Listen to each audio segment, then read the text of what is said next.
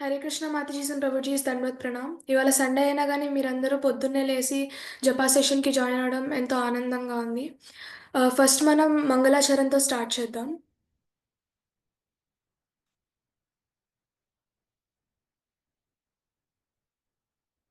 నేను షేర్ చేస్తాను, ఒక్క నిమిషం.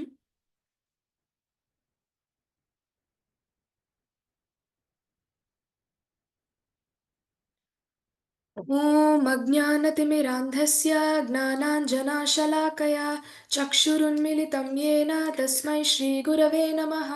श्रीचैतन्यमनोभीष्टं स्थापितं येन भूतले स्वयं रूपं कदा मह्यं ददाति स्वपदान्तिकं। वन्देऽहं श्रीगुरो श्रीयुतपदकमलं श्रीगुरुं वैष्णवांश्च श्रीरूपं साग्रजातं सहगणा रघुनाथान्वितं संसजीवं साद्वैतं सावधूतं परिजनसहितं कृष्णचैतन्यदेवं श्रीराधाकृष्णपादान् सहगणललिता श्रीविशाखान्वितांश्च। हे कृष्णकरुणा सिन्धो दीनबन्धो जगत्पते गोपेश गोपिकान्त राधाकान्त नमोऽस्तुते। तप्तकाञ्चन गौराङ्गी राधे वृन्दावनेश्वरी वृषभानुसुते देवी प्रणमामि हरिप्रिये। नम ॐ विष्णुपादाय कृष्णप्रेष्ठाय भूतले श्रीमते भक्तिवेदान्त स्वामिन्निति नामिने। नमस्ते सारस्वते देवे गौरवाणी प्रचारिणे निर्विशेष शून्यवादी पाश्चात्यदेशतारिणे। वाञ्छाकल्पतरुभ्यश्च कृपासिन्धुभ्य एव च पतितानां पावनेभ्यो वैष्णवेभ्यो नमो नमः। जय श्री कृष्ण चैतन्य प्रभु नित्यानंद श्री अद्वैत गदाधर श्रीवासादि गौरभक्तवृंद। हरे कृष्णा कृष्णा कृष्णा हरे हरे हरे राम राम राम हरे हरे। जय जय श्री चैतन्य जय नित्यानंद जय अद्वैत चंद्र जय गौर भक्त वृंद। जय जय श्री चैतन्य जय नित्यानंद जय अद्वैत चंद्र जय गौर भक्त वृंद। ओम नमो भगवते वासुदेवाय। ओम नमो भगवते वासुदेवाय। ओम नमो भगवते वासुदेवाय। मूकं करोति वाचालं पङ्गुं लङ्घयते गिरिं यत्कृपातमहं वन्दे श्रीगुरुं दीनतारिणं परमानन्दमाधवं श्रीचैतन्य ఈశ్వరం। మనం మొదటిగా గురువాష్టకంతో మొదలు పెడతాం మాతాజీస్ అండ్ ప్రభుజీస్ ఇవాల్టి క్లాస్. నేను పాడతాను, మీ అందరూ మ్యూట్లో పెట్టుకొని మీరు కూడా పాడొచ్చు నాతో పాటు. నేను షేర్ చేస్తాను, 1 minute.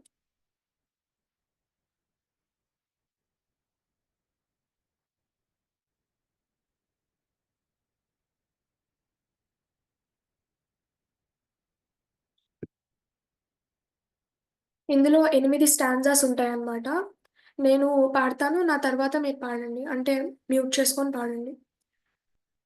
సంసారదావా నలలీఢలోక త్రణయ కారుణ్య ఘనాఘనత్వం సంసారదావా నలలీఢలోక త్రణయ కారుణ్య ఘనాఘనత్వం ప్రాప్తస్య కళ్యాణ గుణనవస్య వందే గురో శ్రీచరణారవిందం महाप्रभो कीर्तन नित्य गीता वादित्रमाद्यान् मनसोरसेना रोमाञ्चकं पासुतरङ्गबाजो वन्दे गुरो श्रीचरणारविन्दं श्रीविग्रहाराधन नित्यनाना शृङ्गारकान्मन्दिरमार्जनादौ युक्तस्य नियुञ्जतो भुवि वन्दे गुरो श्रीचरणारविन्दं चतुर्विधा भगवत्प्रसाद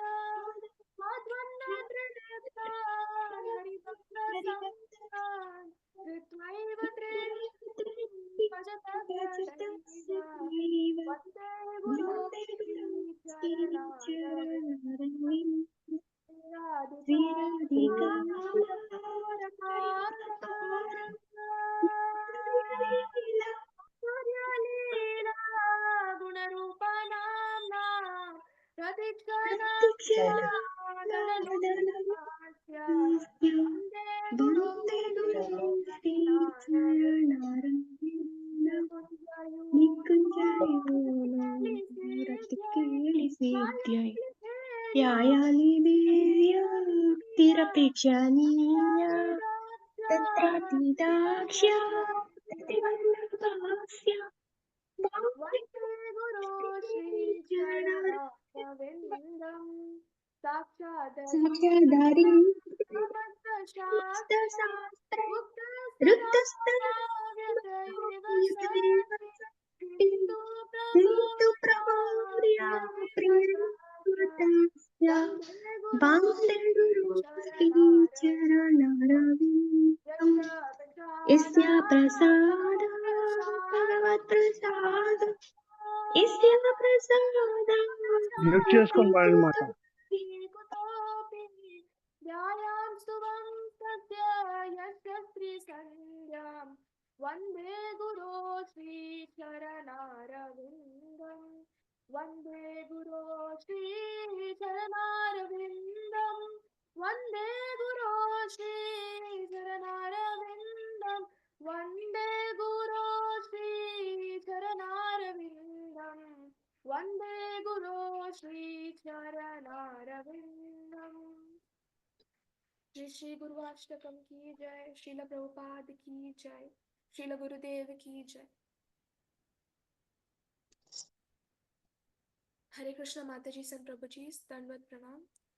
I pay my respectful obeisances unto your lotus feet.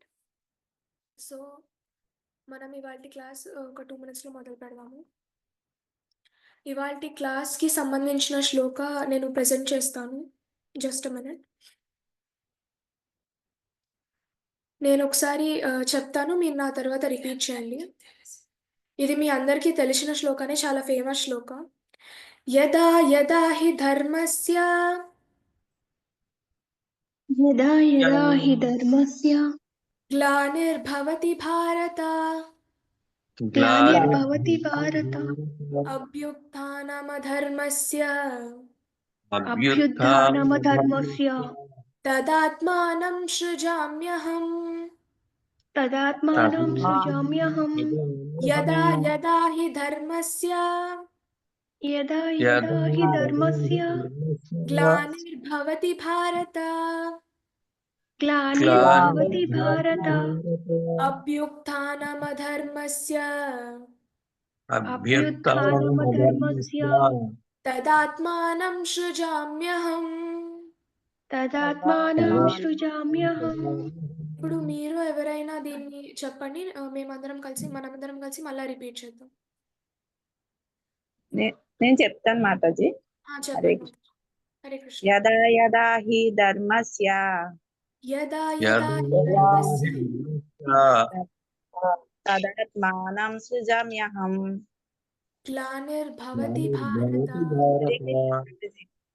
యదా యదా హి ధర్మస్య यदा यदा हि धर्मस्य గ్లానిర్భవతి భారత ग्लानिर्भवति भारत అభ్యుత్థానమ ధర్మస్య अभ्युत्थानमधर्मस्य తదాత్మానం సృజామ్యహం तदात्मानं सृजाम्यहम्. ఇంకెవరైనా చెప్పాలనుకుంటే చెప్పండి. మాతాజీ. హరే కృష్ణ మాతాజీ. హరే కృష్ణ. నేను ఎవరైనా చెప్పచ్చా మాట? చెప్పండి ప్రభు. యదా యదా హి ధర్మస్య యదా यदा यदा हि धर्मस्य గ్లానిర్భవతి భారత ग्लानिर्भवति भारत అభ్యుత్థానమధర్మస్య अभ्युत्थानमधर्मस्य తదాత్మానం సృజామ్యహం. तदात्मानं सृजाम्यहम्. ఎవరైనా యదా అనువాదం యదా హి చదవాలనుకుంటే చదవండి మాతాజీస్, లేకపోతే ప్రభుజీస్. నేను చదువుతాను మాతాజీ. చదవండి ప్రభు. ఓ భరతవంశీయుడా, ఎప్పుడెప్పుడు మరియు ఎచ్చటెచ్చట ధర్మాచరణమునకు హాని కలుగుచుండునో మరియు అధర్మము వృద్ధి నొందునో ఆ సమయమున నేను స్వయముగా అవతరింతును. హరే కృష్ణ మాతాజీ. హరే కృష్ణ ప్రభు, థ్యాంక్ యూ సో మచ్ అనువాదం చదివినందుకు. సో ఇది చాలా ఫేమస్ శ్లోక కాబట్టి మీ అందరికీ ముందుగానే దీని అనువాదం కూడా తెలిసి ఉండొచ్చు, కానీ నేను మళ్ళా బ్రీఫ్గా దీన్ని చెప్తానమాట. సో ఎప్పుడైతే అధర్మం పెరుగుతూ వస్తుందో, ధర్మం ఎప్పుడైతే తగ్గుతూ వస్తుందో, ధర్మం 4 పాదాల మీద నడుస్తుంది అంటారు. అది ఎవరైనా చెప్పగలరా? ఆ 4 పాదాలు ఏంటో ఎవరైనా తెలిస్తే చెప్పండి, లేకపోతే నేను చెప్తాను.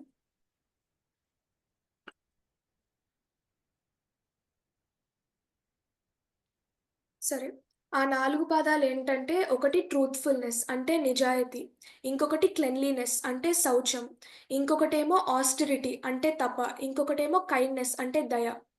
సో ఈ ఈ 4 ధర్మం యొక్క 4 పాదాలు లాంటివన్నమాట. ఇవి ఎప్పుడైతే తగ్గుతూ వస్తాయో అధర్మం అంటే కామ, క్రోధ, లోభ, మోహ, మద, మాత్సర్యాలు ఎప్పుడైతే పెరుగుతూ వస్తాయో, ధర్మం తగ్గుతూ వస్తుందో, అప్పుడు స్వయంగా ఆ దేవాది దేవుడు అతని ఆధ్యాత్మిక జగత్తు నుంచి ఏదో ఒక అవతారంలో, ఏదో ఒక రూపంలో మన భౌతిక జగత్తుకి వస్తారనమాట. మనందరినీ కాపాడడానికి, ధర్మాన్ని రక్షించడానికి. సో ఇది చెప్తారు. ఏంటి ప్రభు? ధర్మం 4 పాదాలు మరొకసారి చెప్తారు. ధర్మం 4 పాదాలు ఏంటంటే, ఫస్ట్‌ది సత్యం అంటే ట్రూత్‌ఫుల్‌నెస్. రెండోది శౌచం అంటే క్లెన్లీనెస్, అంటే నీట్‌గా ఉండాలంటారు గదా! Cleanliness is next to godliness అని ఒక ఇంగ్లీష్ సేయింగ్ గూడా ఉంది. సో థర్డ్‌దేమో దయ అంటే కరుణ, దయ, కరుణ ఇవన్నీ ఉంటాయి గదా! Kindness, compassion. ఇంకా నాలుగోదేంటంటే ఆస్టెరిటీ అంటే తప. మనం రోజు దేవుడికి పూజలు, హోమాలు, యజ్ఞాలు ఇలాంటివంటి చేస్తూ ఉంటాం గదా! ఇంకా మీరు పొద్దున్నే లెగిసి జపా సెషన్ అటెండ్ అవ్వడం గూడా తపా కిందే వస్తుందనమాట. ఇవాళ సండే అయినా కానీ చాలామంది జాయిన్ అయ్యారు. చాలా మంచిది. ఇలానే జాయిన్ అవుతూ ఉండండి రోజు. సో ఇవన్నీ తపా కిందొస్తాయన్నమాట. ఈ శ్లోకాన్ని మనం ఇంకా బాగా అర్థం చేసుకోవడానికి 2 స్టోరీస్ చెప్పుకుందాము. మొదటి స్టోరీ ఏంటంటే భూమిదేవిది అన్నమాట. భూమిదేవి ఎంతో బాధతో ఉంటుందన్నమాట. ఎందుకంటే ఆ కాలంలో పరిపాలించే రాజులందరూ చాలా క్రూరత్వంతో, రాక్షసత్వంతో పరిపాలిస్తూ ఉంటారన్నమాట. ప్రజలనందరినీ హింసిస్తూ ఉంటారు వాళ్ళ పెద్ద పెద్ద సైన్యాలతో. ఆ ప్రజలనందరినీ హింసిస్తుంటే ఈ అక్రమాలు, అధర్మాన్ని భూమిదేవి తట్టుకోలేకపోతదన్నమాట. చాలా బర్డెన్ అనిపిస్తది. చాలా భారంగా అనిపిస్తది ఆమెకి. సో ఆమె చాలా ఏడుస్తూ ఉంటుంది. చాలా శోకంలో, బాధతో ఉంటుందన్నమాట. అయితే బాధతో ఉన్నప్పుడు ఆమె కాకి రూపం ధరించి బ్రహ్మదేవుడి దగ్గరికెళ్తుందనమాట. బ్రహ్మదేవుడి దగ్గరికెళ్ళి, "బ్రహ్మదేవ, ఇలా జరుగుతుంది. క్రూరంగా పరిపాలిస్తున్నారు ఈ రాక్షస రాజులందరూ. చాలా రాక్షసంగా పరిపాలిస్తున్నారు వాళ్ళ రాజ్యాలని. అమాయకమైన ప్రజల్ని అనవసరంగా బాధ పెడుతూ, హింసిస్తూ ఉన్నారు. నాకేం చేయాలో అర్థం కావట్లేదు. నాకు చాలా బాధగా, భారంగా అనిపిస్తుంది" అని ఆమె శోకాన్ని వ్యక్తపరుస్తుందనమాట. అప్పుడు బ్రహ్మదేవ చాలా కంపాషనేట్ కదా! బ్రహ్మదేవ మనసు కరిగిపోతుంది. భూమిదేవి కష్టాలన్నీ వినిన తర్వాత. ఆయనేమంటారంటే, "సరే భూమిదేవి, మనందరం కలిసి అంటే దేవతలతో పాటు భూమిదేవిని తీసుకొని క్షీర సముద్రానికి వెళ్దాం" అనుకుంటారనమాట లార్డ్ బ్రహ్మ. సొల్యూషన్ కోసం, భూమిదేవి బాధకి సొల్యూషన్ కోసం. అంటే సొల్యూషన్ కోసం వెళ్దాం అనుకుంటారు. సో వాళ్ళందరూ కలిసికట్టుగా దేవతలు లైక్ ఇంద్ర, చంద్ర, సూర్య వీళ్ళందరూ భూమిదేవితో పాటు బ్రహ్మ లీడ్ చేస్తారనమాట శ్రీ మహావిష్ణువు దగ్గరికి. ఎవరుంటారు పాలసముద్రంలో? శ్రీ మహావిష్ణువే గదా! సో పాలసముద్రం అంటే క్షీరసముద్రం అనేది ఎక్కడుంటుందంటే శ్వేతద్వీప అనే గ్రహంలో ఉంటుందనమాట. సో ఈ పాలసముద్రానికి వెళ్తారు. అక్కడికి వెళ్ళిన తర్వాత అందరూ వారి వారి ప్రేయర్స్ ఆఫర్ చేస్తారనమాట. శ్రీ మహావిష్ణువుని మంచిగా తలుచుకుంటారు. ఇందులో భాగంగా వాళ్ళు పురుష సూక్త అనే ఒక ప్రేయర్ గూడా చెప్తారనమాట. ఇది చాలా అద్భుతమైన ప్రేయర్. ఇది మనం ఇంకెప్పుడైనా క్లాస్‌లో చెప్పుకుందాము దీని గురించి. దీని గురించి కూడా ఒక క్లాస్ తీసుకోవచ్చు. సో ఇలా ప్రేయర్ చేసినా సరే వాళ్ళకి ఎటువంటి రెస్పాన్స్ దొరకదనమాట లార్డ్ విష్ణువు నుంచి. ఎటువంటి రెస్పాన్స్ దొరకకపోయేసరికి అందరూ కొంచెం నిరాశ చెందుతారు. అప్పుడు లార్డ్ బ్రహ్మ ఏం చేస్తారంటే, ఆయన డీప్ ధ్యానంలోకెళ్ళిపోతారనమాట. కొంచెం తపస్సులోకెళ్ళిపోయిన తర్వాత ఆయన మనసులో శ్రీ మహావిష్ణువు వచ్చి మనసు ద్వారా మెసేజ్ ట్రాన్స్మిట్ చేస్తారనమాట. ఏం చెప్తారంటే ఆహ్, నేను వస్తాను, యదువంశంలో పుడతాను.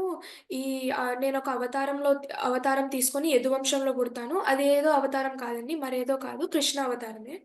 సో, ఈ కృష్ణ అవతారంలో పుడతాను. మీ అందరూ మీ దేవతలు, మీ మీ భార్యలతో పాటు నాకు సహాయం చేయడానికి మీ అందరూ కూడా అవతరించాలి అని కోరుకుంటున్నాను అని చెప్తారనమాట. ఈ మెసేజ్ బ్రహ్మ ధ్యానం నుంచి వచ్చిన తర్వాత వీళ్ళందరికీ చెప్తారు. మీరు బాధపడాల్సిన అవసరం ఏమీ లేదు. ఇలా యదువంశంలో పుడతారంట కృష్ణ. మనందరికీ హెల్ప్ చేస్తారంట. మన డిస్ట్రెస్ అంతా తొలగిచ్చేస్తారంట అని చెప్తారనమాట. అప్పుడు వీళ్ళందరూ దేవతలు, భూమిదేవి అందరూ కొంచెం ఆనందిస్తారు. భూమిదేవిని కొంచెం కన్సోల్ చేసి అంటే కొంచెం ఆమె ఓదార్చి ఆమె బాధని కొంచెం తొలగించి, కొంచెం స్వీట్ వర్డ్స్ చెప్పి, మంచి మంచి మాటలు చెప్పి బ్రహ్మదేవుడు బ్రహ్మలోకానికి వెళ్ళిపోతారు తిరిగి. సో, ఆ తర్వాత భూదేవి కూడా కొంచెం కుదుట పడుతుంది. ఎందుకంటే శ్రీ మహావిష్ణువు ఆయన మాట ప్రకారంగానే యదువంశంలో పుడతాడనమాట కృష్ణ రూపంలో. వసుదేవుడికి పుడతారు, అవతరిస్తారు. దేవకి ఇంకా వసుదేవులకి.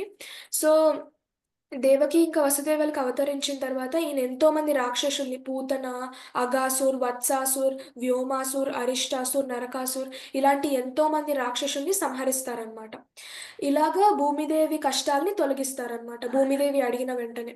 సో, దీని నుంచి మనం ఏం నేర్చుకోవచ్చంటే, భూమిదేవి ఎప్పుడైతే తమ కష్టాన్ని వ్యక్తపరిచిందో, అప్పుడు వెంటనే కృష్ణుడు అవతారం తీసుకొని, ఈ భూమి మీదున్న అన్యాయం, అధర్మం ఏదైతే పెరుగుతూ వచ్చిందో అదంతా తొలగిచ్చేశారనమాట. ఇలా వివిధ రకాలమైన అవతారాలు తీసుకొని కృష్ణ కాపాడుతూ ఉంటారు భక్తుల్ని. ఇప్పుడు మనం సెకండ్ స్టోరీకి ఎళ్దామనమాట. సెకండ్ స్టోరీ ఏం చెప్తుందంటే, ఇది హిరణ్యాక్ష, హిరణ్యకశిపు స్టోరీ అనమాట. కానీ ఇది మెయిన్‌లీ హిరణ్యాక్ష మీద ఫోకస్ ఉంటుంది ఈ స్టోరీలో. హిరణ్యకశిపు గురించి మనం ఎప్పుడైనా మాట్లాడుకుందాం ఇంకెప్పుడైనా.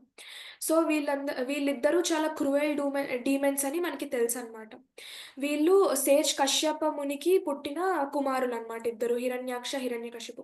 కశ్యప మునికి దితి ఇంకా అదితి అని ఇద్దరు భార్యలుంటారనమాట. దితికేమో అందరూ అసురులే పుడతారనమాట. అదితికేమో అందరూ దేవతలు పుడతారనమాట. లైక్ ఇంద్ర, చంద్ర, సూర్య వీళ్ళందరూ అదితికి పుడతారు. దితికేమో హిరణ్యాక్ష, హిరణ్యకశిపు లాంటి ఆహ్, అసురులు పుడతారనమాట. సో, హిరణ్యాక్ష చాలా ఘోర తపస్సులు చేసి బ్రహ్మదేవుడిని ఆహ్వానిస్తారనమాట. బ్రహ్మదేవుడిని ఆహ్వానించి ఆయనతో ఒక పెద్ద పవర్‌ఫుల్ వరదానం పొందుతారనమాట బ్రహ్మదేవుడి నుండి. ఈ వరదానం అనేది ఆయనని చాలా పవర్‌ఫుల్, స్ట్రెంగ్త్‌ఫుల్ చేస్తదనమాట.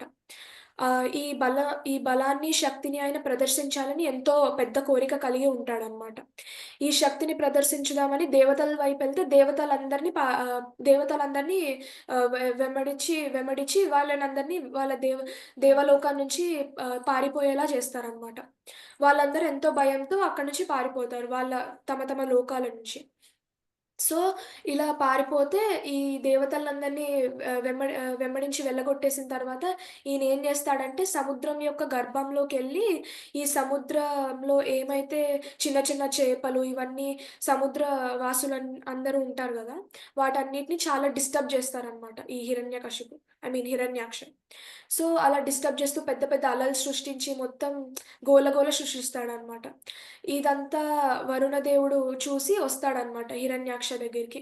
అప్పుడు హిరణ్యాక్ష ఎంతో వ్యంగ్యంగా ఆయన కాళ్ళ మీద పడి అంటే విమర్శించినట్టు ఆయన కాళ్ళ మీద పడి, "ఓ వరుణదేవ నా నాతో మీరు యుద్ధం చేయగలుగుతారా? చేస్తారా?" అని అడుగుతారనమాట. కానీ వరుణదేవుడికి అక్కడ సంగతి అర్థమైపోద్ది. ఏంటంటే ఈయన ఆల్రెడీ చాలా వరదానం పొంది చాలా బలంతో, శక్తితో కలిగి ఉన్నాడు. ఈయన బలాన్ని చూపించాలి, ప్రదర్శించాలి అనుకుంటున్నాడు కాబట్టి ఇది సరికాదు. నేనిలా చేయలేను యుద్ధం అని అనుకుంటారు. సో, ఏం జెప్తాడంటే, "ఓ గ్రేట్ వారియర్ అంటే నువ్వు చాలా గొప్పవాడివి. నేను నీతో సరితూగలేను. నీతో సరితూగగలిగే ఏకైక మనిషి శ్రీ మహావిష్ణువు మాత్రమే. నువ్వు ఆయన దగ్గరికెళ్ళు. ఆయన నీతో యుద్ధం జేస్తారు. నీ అహాన్ని అణిచివేస్తారు. నా వల్ల గాదు. నేనేముంది నేనొక ముసలివాడిని. నేను ముసలివాడిని గూడా అవుతున్నాను ఇప్పుడు" అని చెప్తారనమాట వరుణదేవ. వాటర్ బాడీస్ అన్నిటికి దేవత ఎవరండి? వరుణదేవుడే గదా! సో, ఇలా వరుణదేవుడి నుంచి ఇదంతా విన్న తర్వాత హిరణ్యాక్ష ఏమనుకుంటాడంటే, సరే ఈ ఈ విష్ణు ఎక్కడుంటాడో అని ఆయన ఆయనని ఎతుక్కుంటూ వెళ్తారనమాట. అప్పుడు దారిలో నారదముని కనపడతారనమాట. నారదమునిని అడుగుతారు, "ఈ విష్ణు అనే అతను ఎక్కడుంటారో మీకు తెలుసా?" అని అడిగితే నారదముని ఏం చెప్తారంటే, "ఆయన గర్భోదక ఓషన్‌లో శేషపాన్పు పైన పవళించి ఉంటారు. మీరక్కడికెళ్తే మీకు కనపడతారు" అని చెప్తారు నారదముని. అప్పుడు సరే అని ఆయన ఆ గర్భోదక ఓషన్ వైపు ప్రయాణిస్తూ ఉంటాడు. సో, ఆ వెళ్ళే దారిలో మొత్తానికి గర్భోదక ఓషన్‌ని చేరుకుంటాడనమాట. చేరుకున్నప్పుడు అక్కడ వరాహమూర్తి కనపడతాడనమాట. వరాహమూర్తి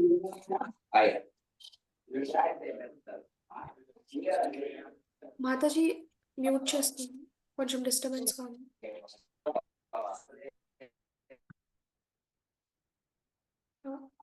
సో, ఆయన గర్భోదక ఓషన్‌ని చేరుకున్నప్పుడు శేషపాన్పు పైన శ్రీ మహావిష్ణువు కనపడతారని నారదముని చెప్పినప్పుడు ఆయన ఎళ్తారు గదా! సో, అక్కడ ఆయనకు కనపడిన దృశ్యం ఏంటంటే, వరాహమూర్తి అతని దంతాల పైన భూమిదేవిని పెట్టుకొని కనపడతారనమాట. అప్పుడు ఆయనేమంటారంటే, "ఓ బీస్ట్" బీస్ట్ అంటే మృగం అనమాట. అని వరాహదేవుడిని హిరణ్యాక్ష చెప్తాడనమాట. "ఓ బీస్ట్ అంటే మృగం ఆహ్" నువ్వు భూమిదేవిని ఎట్లా తీసుకుంటావు? భూమి నాది గదా! నువ్వు తీసుకోవాలనుకుంటే నువ్వు నాతో ఫస్ట్ నా పరాక్రమాన్ని తట్టుకో, నాతో యుద్ధం చేసి అప్పుడు గెలిచి మాత్రమే దాన్ని తీసుకుపో భూమిదేవిని అని జెప్తారు. అప్పుడు వరాహదేవ్ అంటాడు, "నీలాంటి కుక్కల కోసమే నేనున్నాను ఇప్పటిదాకా. నీలాంటి కుక్కల కోసమే వెతుకుతున్నాను. నీలాంటి వాడిని వధించడానికే వెతుకుతున్నాను. నువ్వన్నట్టు నేను మృగాన్నే. మాలాంటి వాళ్ళు నీలాంటి కుక్కల కోసమే ఎతుకుతున్నారు" అని చెప్తారనమాట వరాహదేవ్. అప్పుడు ఇలా చెప్పిన తర్వాత, "నువ్వు ఫస్ట్ నీ వ్యర్థమైన మాటలాపి ఫస్ట్ యుద్ధానికి రెడీ అవ్వు" అని చెప్తారు. అప్పుడు సరే అని ఇతను పెద్ద పెద్దగా పులిలా గర్జిస్తూ యుద్ధానికి రెడీ అవుతాడనమాట. ఎంత పెద్ద పులైనా వరాహదేవ్ ముందు పిల్లి లాంటి వాడే గదండీ! మనందరికీ తెలుసు. పాపం ఆ విషయం హిరణ్యాక్షకి అప్పుడు తెలీదనమాట. లాస్ట్‌లో తెలుస్తది. సో, అప్పుడు పెద్ద పెద్దగా గర్జిస్తూ ఆయన ఏం చేస్తాడంటే, పాములాగా బుసలు కొడుతూ వరాహదేవ్ పెదాల పైన గట్టిగా కాటేస్తాడనమాట. కాటేసిన తర్వాత వరాహదేవికేముంది ఇది చిన్న దుమ్ములాగా ఇలా దులిపేస్తాడనమాట హిరణ్యాక్షని. అప్పుడు ఇదేంట్రా బాబు అని ఆయన ఈసారి వరాహదేవ్ అంటాడు, "సరే నువ్వు ఈసారి పెద్ద అస్త్రాల్ని, శస్త్రాల్ని తీసుకురా. అట్లా అన్నా ఓడిస్తావేమో చూద్దాము. నీ వల్ల ఎటూ కాదు అది నాకు తెలుసు. కానీ ఏదన్నా అస్త్రాలతో ట్రై చెయి ఈసారి" అని అంటాడనమాట. అప్పుడు హిరణ్యాక్ష ఆయనకున్న శక్తి, పవర్ అంతా యూజ్ చేసి ఒక పెద్ద శూలాన్ని తయారు చేస్తాడు. త్రిశూలం. చాలా పవర్‌ఫుల్ ఇంకా డేంజరస్ త్రిశూలంని తయారు చేసి లార్డ్ వరాహ మీద విసురుతాడనమాట. అప్పుడు వరాహదేవ్ ఏం చేస్తాడంటే ఆయన సుదర్శన చక్రాన్ని యూజ్ చేసి దాన్ని పటాపంచలు చేసేస్తాడు. పీసులు పీసులుగా చేసేస్తాడనమాట. అప్పుడు హిరణ్యాక్షకి ఇంకా అర్థం కాదు. అసలు ఏం జరుగుతుంది ఇక్కడ? ఈయన ఏది చేసినా దీనికి ఏదో ఒక కౌంటర్ అటాక్ ఇస్తూనే ఉన్నాడు అని అనుకుంటా ఉంటాడు. ఈసారి హిరణ్యాక్ష ఏం చేస్తాడంటే ఆయనకున్న తాంత్రిక విద్యలతో, మాయాశక్తులతో ఒక పెద్ద పర్వతాన్ని తయారు చేస్తాడనమాట. ఒక పిచ్చి మాయా పర్వతాన్ని. ఆ మాయా పర్వతం నుంచి ఏమైతే బయటికొస్తాయంటే ఆహ్, నెత్తురు, చీము, మలమూత్రాలు అన్నీ వర్షంలా కురుస్తూ ఉంటాయన్నమాట. ఇంకా పెద్ద పెద్ద సుడిగాలులు, లైట్నింగ్ ఇంకా థండర్ అంటే ఉరుములు, మెరుపులు ఇలాంటివన్నీ తెప్పిస్తూ ఉంటారనమాట. ఒక పెద్ద పిచ్చి మాయని క్రియేట్ చేస్తారనమాట.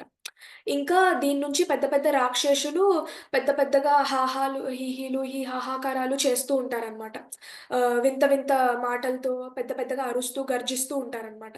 ఈ మాయనంతా క్రియేట్ చేస్తారు హిరణ్యాక్ష. దీన్ని చూసి వరాహదేవ్ ఏమన్నా భయపడతారేమో అని. కానీ వరాహదేవ్ మళ్ళా అదే సుదర్శన చక్రాన్ని ఇలా విడుదల చేసి దాన్ని పటాపంచలు చేసేస్తారనమాట మళ్ళా. సో, నాశనం చేసేస్తారు ఇదంతా. ఈ మాయనంతా నాశనం చేసేస్తారు. అప్పుడు ఇంకా ఈయన బుర్ర పాడైపోద్ది. అసలు నేను ఏం చేసినా ఈయన ఏదో ఒకటి కౌంటర్ అటాక్ ఇస్తూనే ఉన్నాడు. అందుకని ఇంకా చాలా పిచ్చెక్కిపోయి హి హిరణ్యాక్ష లాస్ట్‌గా ఏం చేస్తాడంటే ఇది యుద్ధంలో లాస్ట్ స్టెప్ అనమాట. సో, ఆయన ఏం చేస్తాడంటే పరిగెట్టుకుంటా వెళ్లి గట్టిగా వరాహదేవి యొక్క ఛాతీ పైన గుద్దుతాడనమాట. గుద్దిన తర్వాత వరాహదేవి ఇంకా లాస్ట్‌కి ఒక్కటి పీకుతాడనమాట హిరణ్యాక్షని. ఇంకా పీకిన తర్వాత ఆయన కింద పడిపోతాడనమాట. కింద పడిపోయి ఆయన ఐబాల్స్ గుడ్లయితే ఏవైతే ఉంటాయో అయి బయటికొచ్చేస్తాయి. అంత గట్టిగా పీకుతాడనమాట వరాహదేవి హిరణ్యాక్షని.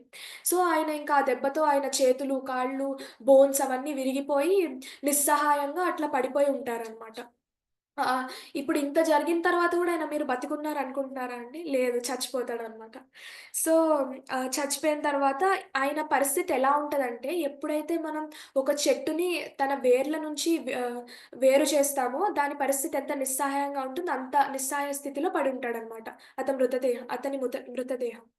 సో, ఆహ్, ఇలా ఈ డీమన్ డెడ్ బాడీ పైన వరాహదేవిని చూసి బ్రహ్మ ఎంతో ఆనందిస్తారనమాట. వరాహదేవికి ప్రేయర్ చేస్తారు చక్కగా. "ఓ వరాహదేవా! మీరెంత మర్సిఫుల్ అంటే, మీరెంత దయామయుడంటే, మా అందరిని మీరు ఇంత పెద్ద రాక్షసుడి నుంచి కాపాడారు. మీ మర్సీ ఇలానే చూపిస్తూ ఉండండి" అని ప్రేయర్ చేస్తారనమాట బ్రహ్మదేవ్. అప్పుడు లార్డ్ వరాహ వెంటనే భూమిదేవిని యాక్చువల్లీ దీనికన్నా ముందు సురక్షితంగా ఆమెకి గర్భోదక ఓషన్‌లో ఒక ప్లేస్ ఇస్తారనమాట సురక్షితంగా. ఆమె కొంచెం భయపడతదనమాట. ఈ వరాహదేవి ఇంకా హిరణ్యాక్ష మధ్య ఫైట్ జరిగినప్పుడు గర్భోదక ఓషన్ మీద ఆమెకి ఫ్లోటింగ్ శక్తి అంటే నీళ్ళ మీద తేలగలిగే శక్తి ఇస్తారనమాట. జాగ్రత్తగా, సురక్షితంగా ఒక చోట పెడతారు. ఆ చోటికి వెళ్ళి భూమిదేవిని ఇంక మీరు భయపడాల్సిన అవసరం ఏం లేదు భూమిదేవి. నేను ఆ రాక్షసుడిని సంహరించాను, నాశనం చేసేసాను. మీరు భయపడాల్సిన అవసరం ఏం లేదు అని ధైర్యం జెప్తారు. అప్పుడు భూమిదేవిని తీసుకొని అతని దంతాల పైన మరి ఒకసారి పెట్టుకుంటారనమాట. ఆహ్, బయటికి తీసుకొస్తారనమాట సురక్షితంగా, క్షేమంగా.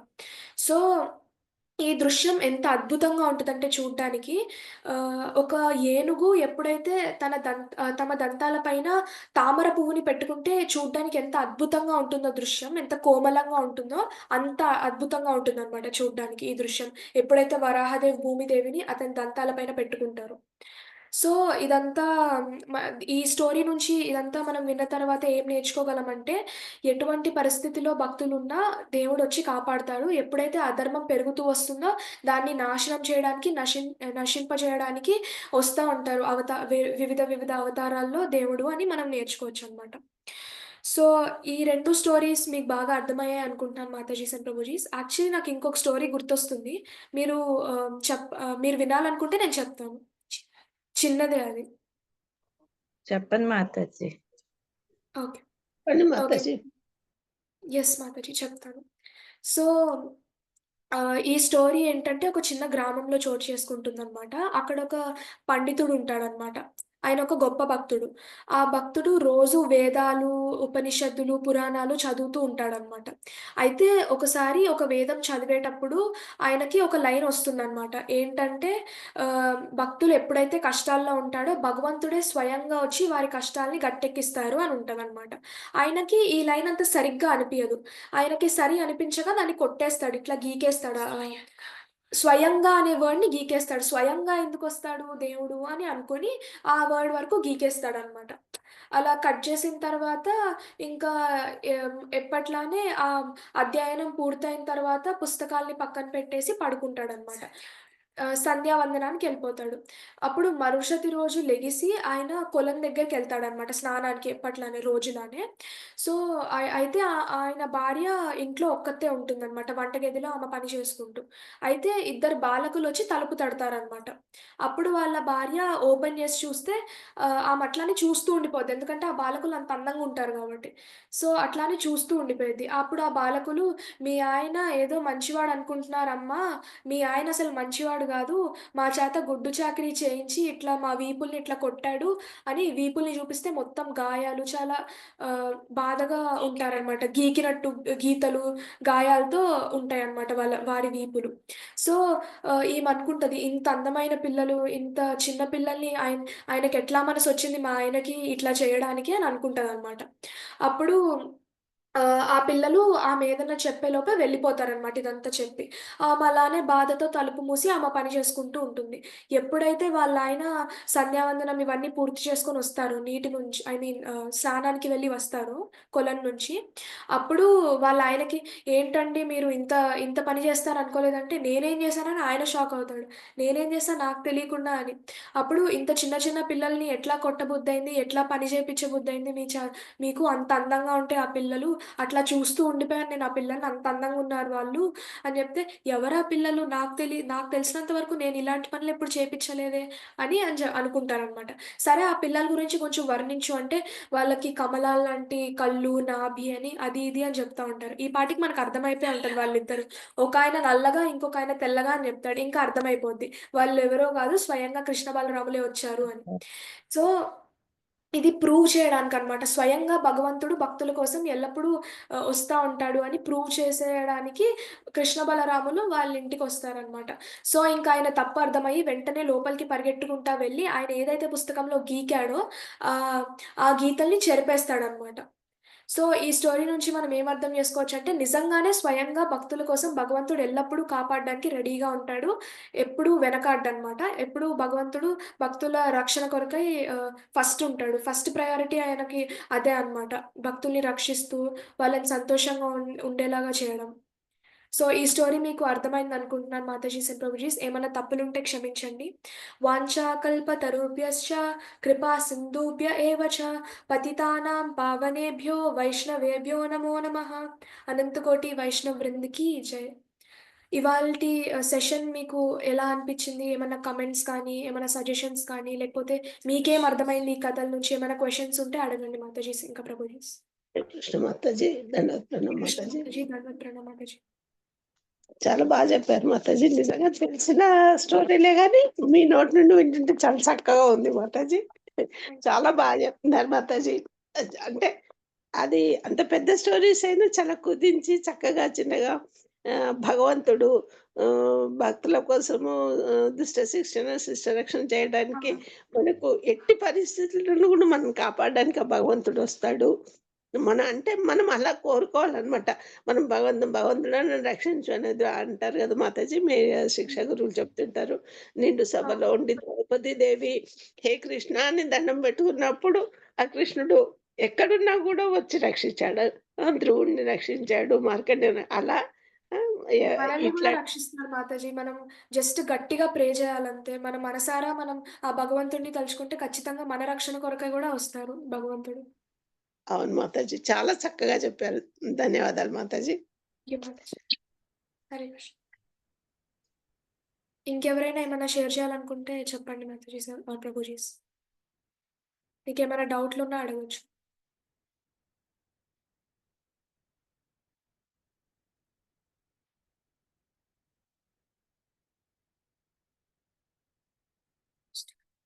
మీకు గురువాష్టకం ఎలా అనిపించిందో చెప్తారా ఎవరైనా? రోజు చేద్దామా? నేను ఎప్పుడైతే క్లాస్ తీసుకుంటానో రోజు చేద్దామంటే గురువాష్టకం రోజు చేద్దాం మీకు నచ్చితే. మీకు ఎలా అనిపించిందో చెప్పండి ఎవరైనా ఒకళ్ళు. చేద్దాం మాతాజీ, గురువాష్టకం రోజు చేద్దాం కంపల్సరీ. మీరు చెప్తూ ఉంటే మాకు కూడా చాలా బాగా వస్తుంది కాబట్టి తప్పకుండా గురువాష్టకం డైలీ చేద్దాం మాతాజీ. ఎస్ మాతాజీ. గురువు గారు చాలా ఇంపార్టెంట్ మాతాజీ కృష్ణ కాన్షియస్ జర్నీలో. ఎప్పుడైనా మనం కృష్ణని ప్లీజ్ చేయాలనుకుంటే గురు వైష్ణవస్ మర్సీ ద్వారా మాత్రమే ప్లీజ్ చేయగలం. అప్పుడే కృష్ణ ప్లీజ్ అవుతారు. దగ్గర అవ్వగలం, కృష్ణకి దగ్గర అవ్వగలం కాబట్టి కంపల్సరీగా గురువాష్టకం చేద్దాం మాతాజీ. ఎస్ మాతాజీ. థ్యాంక్ యూ మా. హరే కృష్ణ. థ్యాంక్ యూ మాతాజీ. హరే కృష్ణ మాతాజీ, దండవత్ ప్రణామ్ మాతాజీ. హరే కృష్ణ. హరే కృష్ణ. మీరు బాగా పాడారు మాతాజీ. అయితే నేను ఇందాక మ్యూట్ చేసుకోవడం మర్చిపోయాను మాతాజీ, క్షమించండి. పర్లేదు మాతాజీ, ఇట్స్ ఓకే.